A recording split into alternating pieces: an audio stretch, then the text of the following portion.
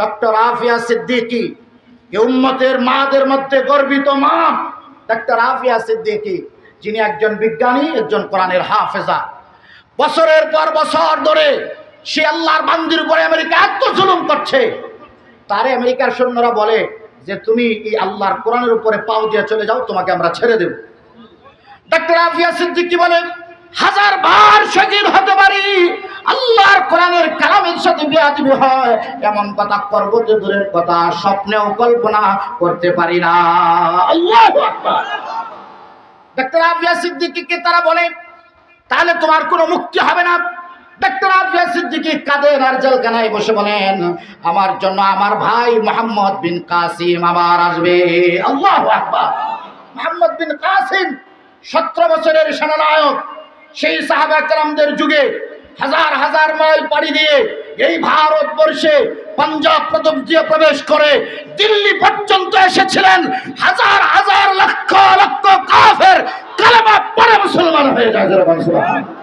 যাহারা দেখে দেখে সেই মোহাম্মদ বিন কাসিমের কথা বলেন, আর আমেরিকার সৈন্যরা বলে তোমার মোহাম্মদ বিন কাসিম কবে আসবে, তোমার মোহাম্মদ বিন কাসিম কবে আসবে। প্রিয় ভাইরা, এই জন্য আল্লাহ তাআলা এই গোটা দুনিয়ার মুসলমানদেরকে শিক্ষার জন্য বলছেন, ইন্না আকরামাকুম ইনদাল্লাহি আতাকাকুম। এই যে আয়াতে কারিমা, এই আয়াতে কারিমা নাজিল হওয়ার একটা শানে নুজুল আছে, চমৎকার শানে নুজুল। রাসূল করিম সাল্লাল্লাহু আলাইহি ওয়াসাল্লাম মক্কার মাটিতে 13টা বছর কি অত্যাচার আর অবিচারণীয় হলো আল্লাহ রাসূলের উপরে। অবশেষে আল্লাহ তাআলা তার হাবিবকে হিজরত করার অনুমতি দিলেন। হুজুর হিজরত করে মদিনায় গেলেন।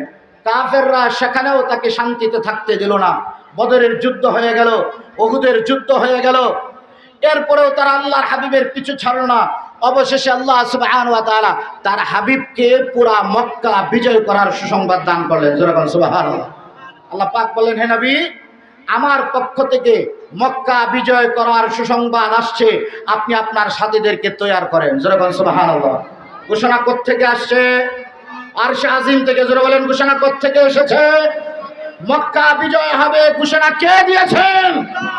আল্লাহ সুবহানাহু ওয়া তাআলা। আল্লাহর পক্ষ থেকে ঘোষণা আসছে। তার হাবিবকে বললেন, হাবিব আপনি আপনার সাহাবীদেরকে তৈয়ার করেন। আল্লাহর হাবিব আর কোন যুদ্ধে তো সাহাবী তৈয়ার করেন নাই, 10,000 সাহাবীর সাথী তৈয়ার করলেন মদিনা থেকে মক্কায় যাওয়ার জন্য। আল্লাহু আকবার বলেন। আল্লাহ তাআলা অনুমতি দিলেন, হাবিব আজ যদি আপনাকে তারা বাধা দেয় হেরেমের সীমানায়, আমি কাউকে হত্যা করার অনুমতি এর আগে দেই নাই, কিন্তু আজ আমি আপনাকে অনুমতি দিলাম,